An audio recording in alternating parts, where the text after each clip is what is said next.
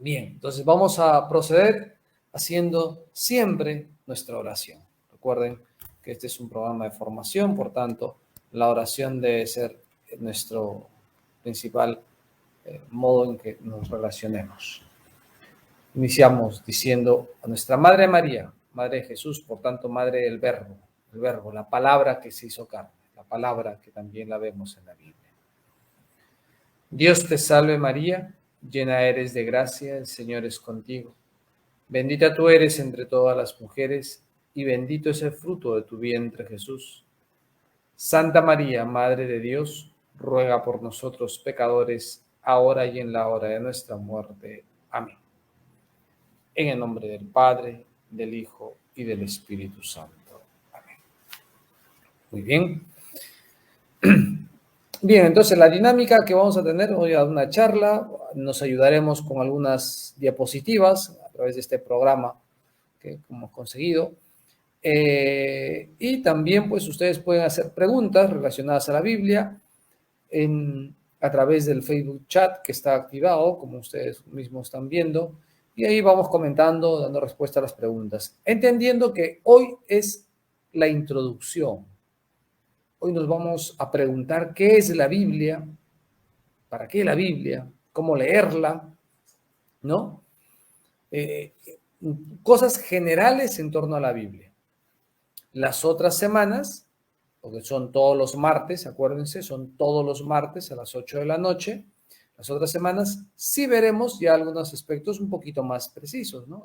Como era el Antiguo Testamento, los profetas, el Nuevo Testamento, los evangelios, ¿no? Cómo leerlos, cómo interpretarlos desde la fe nuestra, ¿no?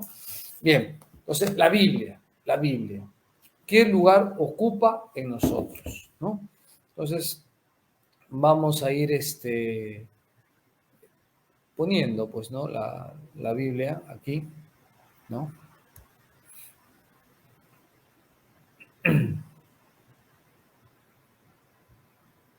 Bien, ustedes desde ahí ya van viendo, ¿no? Bien, entonces decimos la Biblia. ¿Qué es la Biblia, no? Sí, a eso vamos, Fran, ¿no? Primero vamos a ver qué es y luego qué recomendamos, ¿no? Para estudiar, leer, orar con la Biblia, ¿no? Pero primero hay que conocerla. Hay que conocerla. Bien, ¿qué es la Biblia, no? ¿Qué es la Biblia? O sea, siempre debemos preguntarnos eso. ¿Qué es? ¿Por qué es tan importante? ¿Qué tiene de especial la Biblia para nosotros los cristianos católicos? ¿Cómo reconocer verdaderamente esto? Pues bien, diremos que la Biblia, primero, empecemos etimológicamente. O sea, ¿de dónde viene la palabra Biblia? Como ustedes saben, la palabra Biblia viene del griego biblión. El biblión, digámoslo así, no vamos a usar los caracteres griegos, pues biblión significa libro. Y Biblia sería los libros. O sea, sería el plural de biblión, ¿no? O sea, en el fondo la Biblia, que nosotros lo ponemos como en singular, lo que vendría a decir ahí en la Biblia es los libros. Son los libros. O sea, etimológicamente Biblia son los libros, ya. Hasta ahí dices, bueno, parece que no hay nada, son los libros. De ahí viene, por ejemplo, biblioteca, ¿no? Biblioteca, lugar de recopilación. ¿De qué? De Biblias, no, de libros. La biblioteca es el lugar donde están los libros, ¿no? Se dan cuenta la palabra, ¿no? Biblia. Entonces, Biblia son los libros. ¿Pero qué libros? ¿Qué clase de libros son estos? Y eso es lo que nos preguntamos. Bien, etimológicamente leer los libros. Entonces ahí ya te da algo concreto. La Biblia es un conjunto de libros sagrados para nosotros, en el cual nosotros conocemos la voluntad de Dios. Un conjunto de libros. Pero ¿y por qué están estructurados así? A eso vamos a llegar, de eso es lo que nos estamos preguntando ahora, ¿no? Entonces, ¿qué definición podemos dar de Biblia? Bien, primero, entonces ya hemos dicho que es libros. Entonces, en sí, pues por eso decimos que luego veremos, ¿no? Cuántos son del Antiguo Testamento y del Nuevo Testamento, pero en el fondo, en la Biblia católica, tenemos 73 libros. O sea, esta Biblia que decimos en singular, en el fondo son 73 libros, ¿no? 73 libros. Génesis, Pentateuco. Génesis, Macabeos, Esdras, Jeremías, Mateo, Apocalipsis. Son 73. Pero claro, no son libros agarrados y juntados al azar. ¿Por qué se han juntado? Es lo que nos estamos preguntando. ¿Por qué se han juntado? Bien, entonces la Biblia es la palabra de Dios. Es la revelación de Dios en palabras humanas escritas, como dice la diapositiva que estoy presentando. Es la palabra de Dios, la revelación de Dios en palabras humanas escritas. O sea, la Biblia es la palabra de Dios, siempre hemos dicho eso. Biblia igual palabra de Dios, ¿sí? Palabra de Dios escrito en modo humano. Esto es importante saberlo, porque sí, es palabra de Dios. La Biblia es palabra de Dios, nadie nos puede decir lo contrario. Pero palabra de Dios escrito en modo humano. No es que Dios haya agarrado su manito y haya escrito, ¿no? No. Palabra de Dios escrito en modo humano. Son los hombres, los agiógrafos se llaman, los escritores sagrados, que han puesto por escrito aquello que Dios ha revelado, lo ha inspirado, no dictado. Ojo, la inspiración no es dictado, no es que Dios te ha dictado, ¿no? Entonces, la Biblia, entonces, es donde se nos da a conocer todo el plan de Dios. ¿Quién es Dios y su plan de salvación? ¿No? Y a lo largo de la historia de la humanidad, cómo muestra la Biblia ese amor de Dios, ese amor por los hombres. Entonces acá tenemos algo muy claro.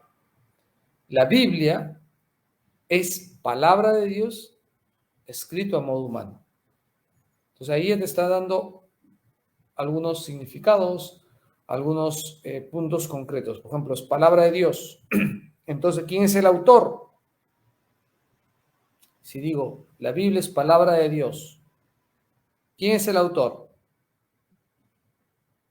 El autor sería Dios. La Biblia. ¿Quién es el autor de la Biblia? Es Dios.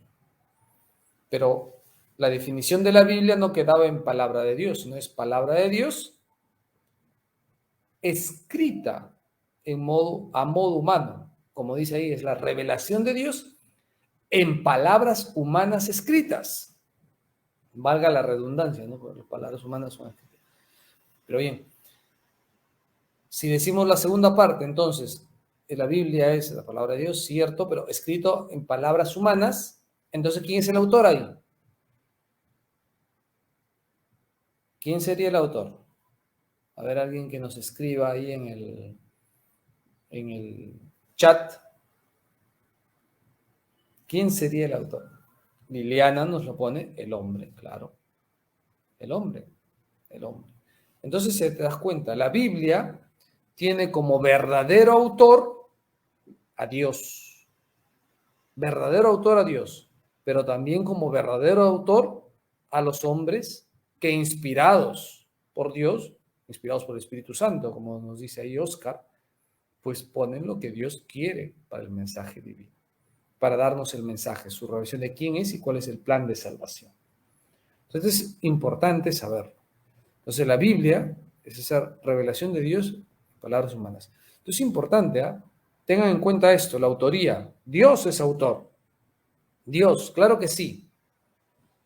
Pero también es autor el hombre, ¿no? Entonces esa armonía hay que darla, hay que ponerla y hay que siempre salvaguardarlo, ¿no? Bien. Ahora, La Biblia, como ustedes se dan cuenta, está escrita en idiomas que nosotros normalmente no hablamos, porque nosotros lo que leemos es una traducción. A ver, Frank, cuando decimos coautoría, no, porque coautoría suena a que yo soy autor de una parte y el otro es el autor de otra parte, ¿no? Entonces, yo autor del Antiguo Testamento y tú autor del Nuevo Testamento, ¿no? No, no, no. Toda la Biblia, de toda la Biblia, el autor es Dios. Pero de toda la Biblia, el autor también es el hombre. Padre, pero ¿cómo es eso? No, porque el hombre escribe inspirado por Dios. Lo vamos a decir ahorita, ¿eh? Pero para que vean. Bien, entonces, otro aspecto general es que la Biblia al escribirse se ha escrito en los idiomas propios de la época. O sea, la Biblia nosotros la tenemos en castellano, porque hablamos castellano y gracias a Dios hay traducciones. Pero Jesús no habló castellano, pues, ¿no? Abraham no habló castellano, Moisés no habló castellano, y los primeros escritos de la Biblia son esos. Hay tres, como ven ahí, hebreo, arameo y griego. Son las tres lenguas de la Biblia. Son los tres lenguas por el... Bien, gracias Patricia, ha hecho un buen resumen ahí Patricia. Entonces, sobre las lenguas de la Biblia, son tres, ¿no? ¿Por qué es importante darnos cuenta de eso? Porque si queremos saber precisamente cuál es el mensaje que Dios ha dado, no es que tengas que estudiar hebreo, pero sí fiarte de traducciones más fidedignas al hebreo, al griego y al arameo. Porque como pasa en cada cultura se expresa a través del lenguaje. Y en el lenguaje hay modismos propios de la cultura, que si tú los traduces literalmente, no se entiende casi nada, ¿no? ¿Qué pasa, no? Entonces, por ejemplo, nosotros en castellano decimos, ¿qué cosa podemos decir en castellano, no? Nuestro claro P, ¿no? Claro P. El claro P es muy informal, ¿no? Pero se habla, se habla. Ya, ¿eso cómo lo traduces en inglés? No tiene traducción. En inglés también habrá otros modismos. Pues igual en hebreo, ¿no? Hay que ver, porque si no, podemos hacer decir a la Biblia en traducción algo distinto. Bien, esas tres lenguas. Hebreo, por tanto, era una lengua semita, es la más antigua de la zona fenicio-cananea, o sea, donde está el actual Israel y el Líbano. Se hablaba ahí, al lado del río Jordán. Una lengua de los israelitas cuando ocupaban Canaán, todo eso era Canaán. Es resultante de la mezcla de lenguas del país y del arameo que ellos aportan, ¿no? O sea, el hebreo es como un derivado del arameo, una mezcla, ¿no? El hebreo es lo que actualmente se habla, lo han rescatado, ¿no? Los sionistas en el actual Israel, ¿no? Pues bien, después de la cautividad de Babilonia, el hebreo dejó de ser una lengua hablada para convertirse más en una lengua literaria y cultural, ¿no? De hecho, el hebreo ha sobrevivido gracias a que fue una lengua cultural. ¿Qué quiero decir con cultural? Que se usaba solo para las ceremonias judías. O sea, los judíos ya se habían dispersado por el mundo, ya no existía, ¿verdad? Y hablaban otros idiomas, los idiomas propios de los propios sitios donde estaban, pero para sus cultos, su culto a Dios, sí usaban el hebreo. Así se mantuvo hasta ahora. Y ahora, bueno, ya Israel ya hay gente que habla hebreo, ¿no? Pero bien, entonces, en hebreo está escrito la mayor parte del Antiguo Testamento. La mayor parte del Antiguo Testamento está escrito en hebreo. De hecho, los textos más antiguos de la Biblia están escritos en hebreo. Ese es. En arameo, que es una lengua semita, ¿no? Muy parecida al hebreo, se dice que son de la misma familia, aunque ciertamente se habló un poco después, digámoslo así, ¿no? Se convierte en una lengua de comercio, de diplomacia, ¿no? Pero hay libros que han estado escritos, pues, ¿no? por arameo, ¿no? Por ejemplo, algunos capítulos de Esdras, de Daniel, de algunos profetas están escritos en arameo, ¿no? Se dice que era la lengua que Jesús hablaba, el arameo, no el hebreo, sino el arameo, ¿no? El efetá, ¿no? Talita kumi, esas palabras pues, son arameas, ¿no? Muy parecido al hebreo, pero es otra lengua, tiene la misma familia, ciertamente. Entonces, es también una lengua bíblica. Y la tercera es el griego, una lengua indoeuropea, ¿no? La zona de Europa Oriental. Se habla en Grecia, bueno, de eso ya todos sabemos, nosotros de hecho heredamos muchas de esas palabras. Y cuando Alejandro Magno conquista todo lo que es actualmente Tierra Santa, pues ahí dejó el influjo también del griego. Y el griego luego fue la lengua que unifica a toda la cultura llamada así helenística. La cultura helenística que es el griego, en el fondo, porque no era solamente lengua, sino cultura. Y ese griego es el que se habla en la época de Jesús como el griego común, ¿no? El griego, la koiné, ¿no? Ese es el griego común, el que se habla todo. Es como si fuera el inglés de la época de Jesús, pero no un inglés culto, ¿eh? Un inglés, así como el inglés de ahora, ¿no? Que lo hablamos así chamuscado. Pues igual, ese era el griego.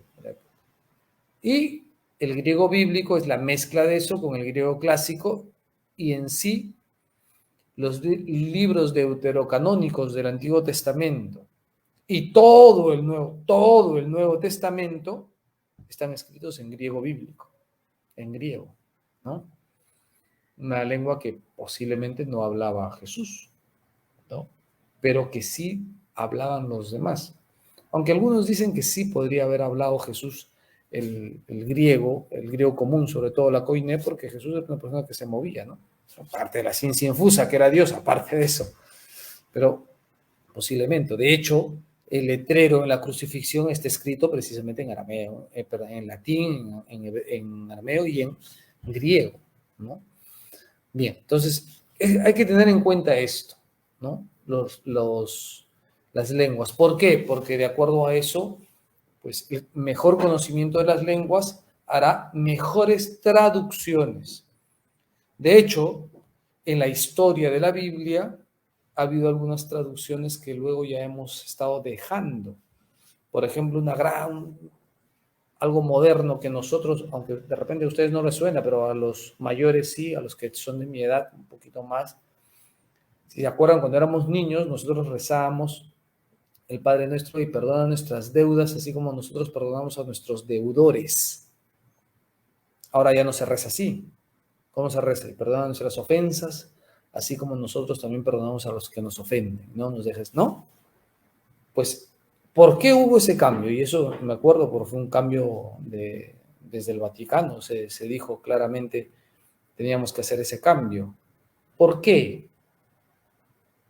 Porque se estudió más las lenguas y se vio claramente que en los textos que habían del Nuevo Testamento que lo que se hablaba no era de deudas en sentido material, sino de ofensas al prójimo. Entonces, por eso hubo ese cambio. ¿Se dan cuenta? Las palabras de la consagración, que ahora último, si ustedes están atentos en misa, ha habido un cambio en las palabras de la consagración, ¿no? Antes decía, cuando hablabas el cáliz, ¿no? Esta es mi sangre, sangre de la alianza nueva y eterna, que será derramado por todos. será derramado por todos los hombres, ¿no? Ahora ya no se dice así por todos, sino será derramado por muchos, será derramado por ustedes y por muchos. ¿Por qué? Un poco más fiel al tema, más sentido teológico también tiene, ¿no? Pues bien, como ven, es importante, no que sepamos, ojo, no, con esto no estoy que ya el que quiere estudiar pues las lenguas, está el hebreo, el arameo y el griego, bienvenido sea, pero sino sobre todo, porque, ¿qué nos quiere decir? Que entonces las mejores traducciones nos ayudarán a entender bien, ¿no? Los textos y no fijarnos solo en el tema oye, mi Biblia dice esto. Bueno, tu Biblia está en castellano, ¿no? Por eso hay Biblias, las traducciones en castellano, hay algunas diferencias. Respondiendo ahí la pregunta que hizo Frank, ¿cuál es la mejor Biblia? ¿Qué Biblia recomiendo? Pues no es que haya una mejor Biblia. Lo lógico es que nosotros nos fijemos en la Biblia y nos fijemos en la aprobación eclesiástica, ¿no? Con las debidas licencias de la conferencia episcopal, por ejemplo, acá dice, ¿no? Con las debidas licencias de la conferencia episcopal, ¿no? Bien, todo libro católico tiene que tener precisamente unas licencias de las conferencias eclesiásticas, conferencias episcopales, para asegurarnos que esa traducción es buena. Ahora, de todas las traducciones, entonces, ¿cuál es buena? Bueno, depende ya mucho, ¿no? Por ejemplo, la de Jerusalén, que muchos, y acá Liliana ha preguntado, la de Jerusalén es muy buena, pero es más para estudio, porque tiene como palabras más técnicas que normalmente no se suelen usar, pero es para estudio, es muy buena, ¿no? Pero si a una persona que de repente incluso no tiene buen vocabulario, poco, pues la latinoamericana, las últimas ediciones, son muy buenas también. La Biblia de América también. Dios habla hoy, también de Shekel, bien, ¿no? Acá algunos puestos tiene la casa la Reina Valera. Bien, las Biblias de Reina Valera son de origen protestante. Por tanto, esas no son católicas, ¿no? Esas van a ver que tienen menos libros, como dice Frank, que ya lo mapeó, tiene 63 libros, en cambio los libros, la Biblia católica tiene 73. Entonces ahí hay que ver, ¿no? La Reina Valera normalmente no tiene licencia eclesiástica. Pues bien, ¿cuál es la mejor Biblia entonces? Oye, la Biblia, si es aprobada por la conferencia episcopal de la zona o de una zona católica, pues esa es, ¿no? De mayor profundización son la de Jerusalén, podríamos decir, por estudio. Pero oye, si vamos a rezar y todo, Jerusalén, la Biblia de América también es bueno, la Biblia de la Universidad de Navarra también es buena. Hay que ir eso, ¿no? Ya. La mejor Biblia, la que tienes en tu casa, si es católica, ¿no? Así que es que no está, tienes, léela, que tengas en tu casa. Y aquí entramos a un tema general también, que tiene que ver con la Biblia y con lo que decíamos siempre de los autores, ¿no? Dios es autor de toda la Biblia, el hombre también es autor de toda la Biblia. Entonces nos hacemos una pregunta, ¿no? ¿Todo lo que contiene la Biblia es verdad? O sea, ¿la Biblia no contiene error? ¿La Biblia contiene error o no contiene error? Si yo me quedo, ¿no? Las que venden fuera de la parroquia, Fran, no son tanto de estudio, son más traducciones, sí, de las conferencias episcopales, son buenas, pero no tanto de estudio, son más de oración, ¿no? Bien, Liliana nos contesta ahí, ¿no? ¿La Biblia contiene error? No contiene error, claro, no contiene error, pero ¿de qué estamos hablando? Porque la Biblia contiene, si no contiene error, contiene verdad. Pero ¿qué verdad es esa? La inerrancia, como dice Oscar. ¿Qué verdad es esa? Y es acá donde tenemos que darnos cuenta. ¿Quién es el autor de la Biblia?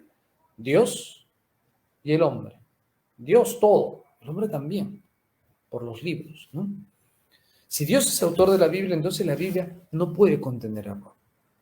no tiene error, porque contiene, como dice ahí el Concilio Vaticano II, Dei Verbum, lo que está escrito en la diapositiva, los libros sagrados enseñan sólidamente, fielmente y sin error la verdad, porque escritos por inspiración del Espíritu Santo tienen a Dios como autor, ¿no?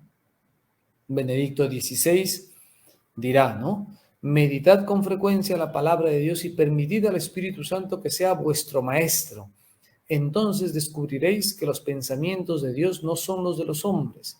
Seréis impulsados a conocer el verdadero Dios y a leer los acontecimientos de la historia a través de sus ojos. Gustaréis en plenitud la alegría que brota de la verdad. Ajá, entonces está hablando de la verdad de nuestra salvación. Esto es importante conocerlo, porque decíamos acá cuando veíamos el tema de qué es la Biblia es la revelación de Dios en palabras humanas. Es ahí donde se nos da a conocer quién es Dios y su plan de salvación para nosotros. Por tanto, esa es la verdad que está contenida en la Biblia, fielmente y sin error, con inspiración, ¿no? Entonces, esa verdad está en la Biblia, por tanto, no hay error. La Biblia es un libro religioso que no tiene error, nos da toda la verdad en relación a Dios con nosotros. Si eso es así, entonces yo no voy a la Biblia para buscar, por ejemplo, ciencias exactas. La Biblia no es un libro de ciencias, no es un libro de biología. La Biblia no es un libro de historia, aunque tiene historia, aunque tiene una manera de ver el mundo. Pero como dice ahí Benedicto XVI, leemos los acontecimientos de la historia a través de los ojos de Dios, en la Biblia, ¿no? Entonces, ¿cómo puede ser verdad? Porque esto siempre te dicen algunos muy intelectualones, ¿no? ¿Cómo puede ser verdad la Biblia si no todo lo que contiene es correcto, te dicen? Y te agarran, por ejemplo, cuando habla de Macabeos, la revelación de Macabeos tiene este aspecto y acá te dice que fueron después la revelación de sus hijos que siguió, pero la Biblia ya no te habla de ellos. Entonces, no, pues que la Biblia no es un libro histórico. No es un libro histórico, no lo trates como un libro histórico. Es la verdad salvífica, como dice Oscar ahí. ¿No? No tiene error. No tiene error. Y Dios transmite su verdad. Su verdad no. La verdad. Dios transmite la verdad. Pero la transmite y los hombres lo escriben, ya de acuerdo, a su cultura. Y por eso los hombres también, lo que saben de su época, lo traducen. Pues no están haciendo historia, aunque hay libros históricos. Están haciendo ciencia, aunque habrá también. No te están dando filosofía, aunque hay mucha filosofía, por ejemplo, en proverbios, en sabiduría. Esto es muy importante saberlo. Ojo. Entonces pasamos a lo ya más práctico, digamos, cómo se lee correctamente la Biblia. Y estos son unos temas que ya habíamos dado hace un año, si recuerdan, estos temas también ya los habíamos dado, pero vamos a repasar, ¿no? ¿Cómo se lee correctamente la Biblia? Partiendo que es un libro religioso, por tanto contiene la verdad de nuestra salvación, la verdad de nuestra relación con Dios, cómo Dios se revela a nosotros y cómo nosotros al aceptar vamos al camino de Dios. Con el camino de Dios llegamos a Él, volvemos, ¿no? Salimos de Dios para volver a Él, pero no volvemos solos, no podemos solos, lo haremos en Cristo. Entonces, la Biblia me tiene que ayudar. ¿Cómo leemos la Biblia? No lo puedo leer como libro histórico, acabamos de decir. No es un libro histórico. No es. Primero, antes de esto primero, podemos decir que la clave para leer toda la Biblia, o la clave para leer y entender la Biblia, es Cristo. La clave para leer toda la Biblia es Cristo. Yo tengo que leer la Biblia desde Cristo, porque estamos hablando que la Biblia contiene esa revelación de Dios para los hombres y la revelación total.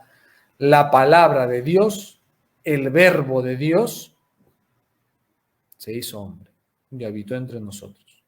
Ese es Cristo. Entonces, la palabra de Dios es Cristo. Cristo está contenido acá, por tanto. Esa es la clave de lectura de todo. Si yo quiero leer la Biblia cristianamente, católicamente, la tengo que leer desde Cristo. Y entonces en Cristo ya vamos a esos criterios. Nos da, por tanto, el sentido de unidad, atención al contenido y unidad en toda la Escritura. Entonces en Cristo hay toda una unidad. Entonces se entiende, por ejemplo, desde Génesis, la creación del hombre, cómo Dios va formando su pueblo, cómo elige su pueblo, ¿no? Noé, Abraham, Moisés, hasta llegar a la plenitud de los tiempos, donde se nos da todo, Cristo. Llegada a la plenitud de los tiempos, envió Dios a su Hijo, nacido de mujer, ¿no? Nació bajo la ley, para salvar a todos los que estaban bajo la ley. Estoy parafraseando Gálatas, ¿no? Pues bien, es la unidad. Por eso todo el contenido, todo es de Cristo. Entonces, no vale pues agarrar la Biblia y decir, a ver, mira acá, ¿por qué Absalón se rebeló contra David? Y ya pues, a ver, ¿qué nos está queriendo? La historia de David, ¿cuál es hoy, no? Recuerda que Jesús es el hijo de David. Hosana al hijo de David, ¿no se acuerdan? Bueno, hay un sentido acá mesiánico, ¿no? Pues bien, todo esto es así. Atención al contenido y la unidad de toda la Escritura. Segundo, hay que leer la Escritura en la tradición viva de la Iglesia. Y esto es importante, estamos hablando desde la fe. Esa fe, la fe en Cristo no me ha venido así como un ladrillo del cielo. La he tenido normalmente me la han transmitido. ¿Quién te lo ha transmitido? Tus padres, normalmente tus abuelos, la iglesia doméstica, y donde en el seno de la iglesia, la gran familia de Dios. Por eso la Escritura se lee en la tradición viva de la iglesia, ¿no? Toda inspiración, toda Escritura es inspirada por Dios y es para leer precisamente a Dios, ¿no? Entonces es importante tener en cuenta eso. ¿Y eso qué significa? Pues cuando uno lee y ora con la Biblia, pues lo mejor que tus grandes maestros sean también los santos o los autores espirituales, ¿no? Entonces, eso es, ¿no? Porque fuera de ello, pues pasó lo que pasó, por ejemplo, Lutero. Y al sacar Lutero, pues todos nuestros hermanos separados, ¿no? Entonces, oye, a ti no te gusta mi interpretación, entonces te vas y haces tu propia interpretación. Es que no se trata de tu interpretación o mi interpretación, se trata de la interpretación, se trata de la palabra de Dios custodiada por la iglesia. No que la iglesia interpreta tampoco, la custodia, porque la Biblia está acá. Y hay que leerla en la tradición de la iglesia. Y tercero, es el respeto a la analogía de la fe, es decir, la cohesión entre las verdades de la fe. Entonces, claro, por eso, si ustedes se dan cuenta, es interesante saber, por ejemplo, esa unidad, que es el número 1, pero la cohesión de las verdades, ¿no? La Biblia empieza con el Génesis, ¿no? Dice, en el principio Dios creó el cielo y la tierra. Así era un caos, la oscuridad, ¿no? En principio, la creación, ¿no? Y lo último es el libro del Apocalipsis, que es la recreación, ¿no? Está hablando de la recreación de todo. Entonces te das cuenta cómo hay una unidad, pero una cohesión de las verdades de fe, y todo me habla de Cristo, pero todo, ¿no? La iglesia, el tema de la iglesia, los sacramentos, todo está prefigurado, pues. Por ejemplo, nuestra Santa Eucaristía ya está prefigurada en el Antiguo Testamento. Ya había misa en el Antiguo Testamento. No estoy diciendo eso, no. Pero ya está prefigurado. hay cohesión, ¿verdad? En la fe. Si yo quito eso, pues puedo estar haciendo otras cosas, ¿no? Y pues habrá como otros hermanos que todavía piensan que hay que sacrificar corderos todavía, ¿no? No, está ahí, ¿no? Bien, eso por un punto. Entonces, y acá, para pasar al último punto ya, y ahí ya dejamos algunas preguntas, ¿por qué 73 libros, no? Toda escritura divina habla de Cristo y en toda la escritura divina se cumple en Cristo, toda la escritura se cumple en Cristo. Hugo de San Víctor, un monje agustino del siglo XI, ¿no? Estamos queriendo decir, todo nos habla de Cristo, todo se cumple, ¿no? El mismo Cristo dirá, ¿no? Lee las escrituras, los profetas y los salmos hablan de mí, el mismo Cristo lo dirá, ¿no? Entonces, pero luego nos preguntamos, ¿pero por qué 73? Pues eso habla del canon. El canon es la regla. Canon significa regla, ¿no? El canon de la Biblia es la regla de la Biblia. ¿Qué quiere decir? El canon ya está cerrado, no va a haber más libros. Con eso no se quiere decir que no haya otros libros de la época de Jesús, los habrá, pero no son inspirados. El canon es los libros inspirados, los que contienen fielmente la verdad de Dios, inspirados. Entonces, en el magisterio de la iglesia, en la tradición de la iglesia, se ha visto que son 73, ¿no?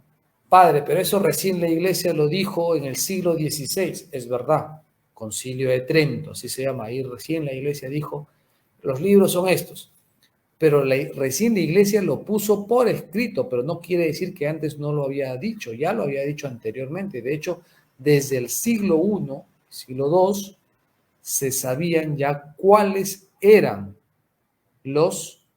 eh, los libros sagrados. Uno lee los autores que se llaman padres de la iglesia, pues ya hablan, por ejemplo, de los 4 pilares. San Irineo habla de los 4 pilares de nuestra fe, los 4 evangelios.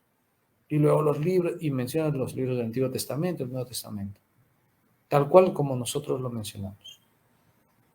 Entonces, el canon es la regla, y esa regla está relacionada precisamente por algo importante, por la inspiración. Entonces, la gente, el Sensum Fidelium, los primeros cristianos de la época, precisamente por esa inspiración de Dios, sin hacer por intervención divina, ¿no? Pues se vio que estos libros eran los que contenían la verdad, ¿no? La verdad ya está, todo está revelado en la Biblia, por eso ya no puede haber ninguna revelación. Esto es importante saberlo y meditarlo, porque a veces mucha gente está como detrás de algunos mensajes, ¿no? Oye, la Virgen se apareció, oye, no nos va a decir nada nuevo la Virgen. De repente enfatizará diciendo, oye, conviértete pues pecador, ¿no? Nos dirá a nosotros. Pero no es que nos va a decir algo nuevo de Dios, todo está en la Biblia, todo está en Cristo porque la Biblia habla de Cristo. Y la palabra, la única palabra necesaria es Cristo, ¿no? Entonces, ahí hablaba el concilio de la Odisea, Liliana, ¿no? Son concilios regionales, ¿no? No son ecuménicos, pero no obstante, ¿no? Cada iglesia va teniendo. Entonces, todas esas iglesias, por intervención precisamente divina, por intervención divina, pues han florecido y han hecho su lista, y curiosamente esa lista es la misma de otra iglesia. Se ve que el Espíritu Santo habló, por eso es que está ahí. Esos son los libros. ¿Y cuáles son los libros? Esto simplemente para conocerlos, ¿no? En el Antiguo Testamento, 46 libros. Están los Pentateucos, Génesis, Éxodo, Levítico, Números y Deuteronomio, y los libros históricos, son varios, ¿no? Hay libros históricos que algunos no son, por los hermanos separados, no son aceptados porque son los deuterocanónicos, ¿no? Los que están escritos en griego, decíamos, ¿no? También en el Antiguo Testamento están los libros sapienciales, muchos de ellos no están aceptados por los también hermanos separados porque son deuterocanónicos escritos en griego, los libros proféticos, ¿no? Los 4 grandes profetas, Isaías, Jeremías, ¿no? Ezequiel, Daniel, y luego los otros profetas menores. Menores entre comillas, así se les llama, no es que sean menos, ¿no? Y luego tenemos en el Nuevo Testamento los 27 libros, ¿no? Que es precisamente los evangelios, Mateo, Marcos, Lucas y Juan, Hechos de los Apóstoles, que vendría a ser de autoría de Lucas. Tenemos todas las epístolas de San Pablo, ¿no? Tenemos el libro de los Hebreos, ¿no? El libro de los Hebreos, algunos consideran que el autor es Pablo, la primera o uno de los discípulos de Pablo, o una comunidad paulina. Por eso lo pongo aparte, ¿no? También están las epístolas católicas, ¿no? Santiago, Pedro, ¿no? Juan. Y también está el Apocalipsis, cuya autoría también se la da a San Juan, ¿no? Al apóstol San Juan, que también es de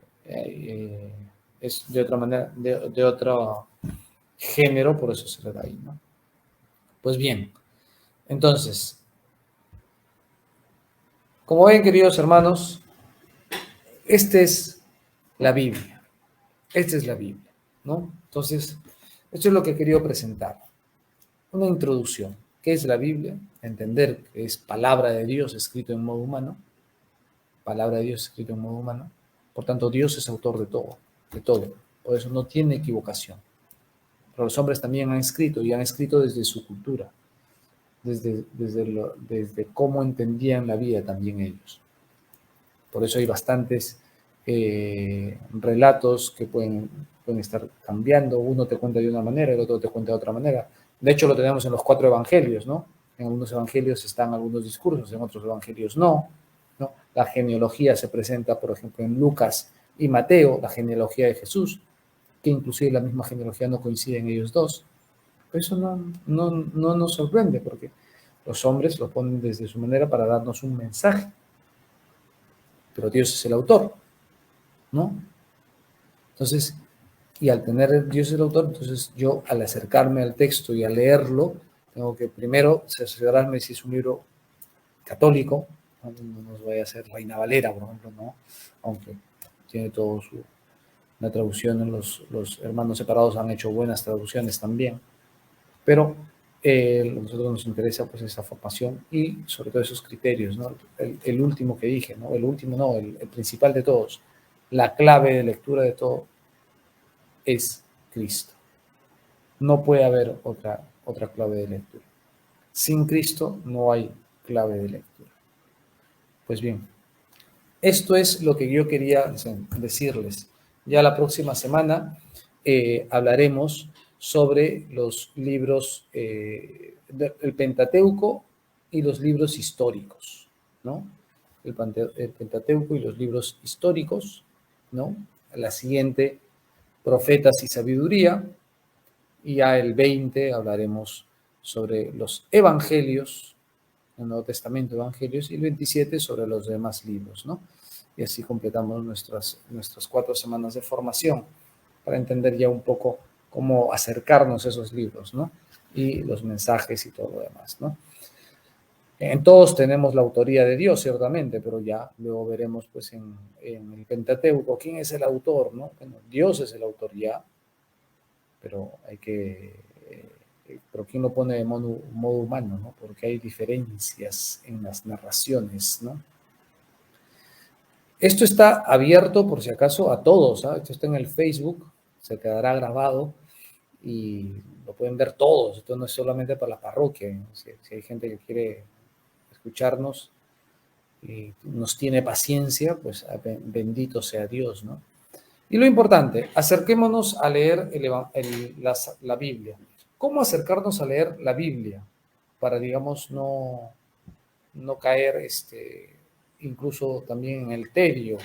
Porque la Biblia, hemos dicho, es un libro religioso, contiene toda la verdad religiosa, por tanto, no es un libro histórico, no es que yo lea desde Génesis capítulo 1 y me leo de corrido hasta Apocalipsis, no, pero no la vas a hacer, ¿no?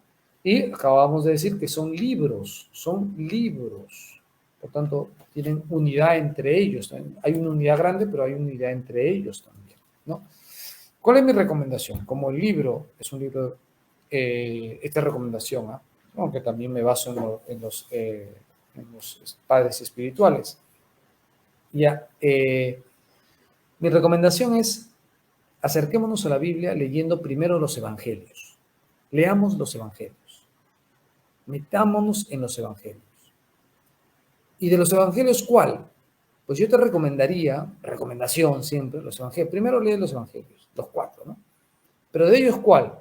Empieza por, el orden siempre es Mateo, Marcos, Lucas y Juan, ¿verdad? Ese es el orden que tiene todas las Biblias. Pero yo te diría, empieza por Lucas. Empieza por Lucas. Luego Marcos, luego Mateo, luego Juan. Y luego vuelves a Lucas. Así le das 3 vueltas. Y leo tranquilo, no he corrido, porque los textos de los evangelios son cortos. O sea, tú hoy día en la noche te puedes leer uno entero. No vale. No digo que no vale, ¿no? Está muy bueno, pero digo, no he corrido. Disfruta la lectura, entendiendo que todo nos habla de Cristo.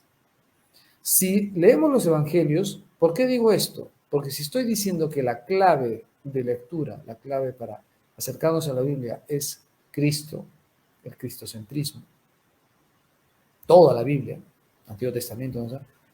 Entonces tengo que conocer más a Cristo. ¿Y quién me va a presentar más a Cristo? Por los 4 evangelios. Entonces, si yo voy conociendo más a los evangelios, pues luego cuando me acerque a Génesis veré, oye, acá parece que referencia a Cristo, ¿no? Cristo, mira, en el principio Dios creó, ¿no? Pues ya, y te vas a dar cuenta cómo hay una coherencia y una unidad grande, ¿no? Porque Dios crea todo, ¿sí? San Pablo nos dirá, todo fue creado por Él y para Él. Claro, por Cristo. Cristo es imagen de Dios invisible, dice San Pablo. Entonces Cristo ha estado presente también en la creación. Claro, pues era Dios. Entonces vas relacionando las verdades de fe. ¿Te das cuenta? Y disfrutamos de la Biblia. Disfrutamos, bueno, Dios nos está hablando, pues y ahí te das cuenta cómo de verdad Dios habla. Dios habla. Y Dios nos va a dar todo eso que nos viene anunciando y de hecho ya lo disfrutamos desde siempre en la liturgia, en la proclamación también solemne de la palabra de Dios, ¿no? Muy bien, chicos. Muchísimas gracias, queridos amigos. Muchas bendiciones. Y ya, si hay una pregunta, pues podemos responderla. Si no, ya nos vemos, pues,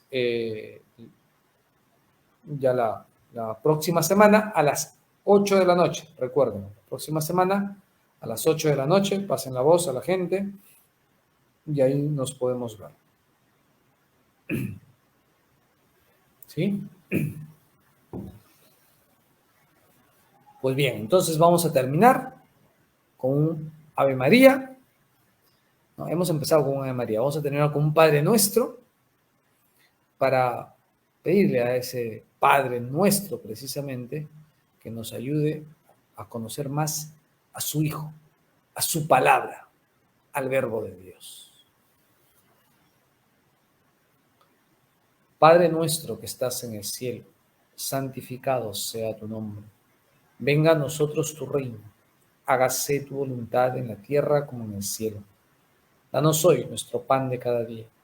Perdona nuestras ofensas, como también nosotros perdonamos a los que nos ofenden. No nos dejes caer en tentación y líbranos del mal. Amén. Y permítame darles la bendición. Que Dios Todopoderoso, que se reveló en nosotros en Jesucristo, palabra hecha carne, y nos dejó su vida en la palabra de Dios escrita, que es para nosotros la Sagrada Escritura, nos conceda siempre las bendiciones y aquello que pedimos con sincero corazón. Dios nos bendiga en el nombre del Padre, Padre, Hijo y Espíritu Santo. Nos vemos, queridos amigos. Muchas gracias por su atención y muchas gracias por su paciencia. Hasta luego.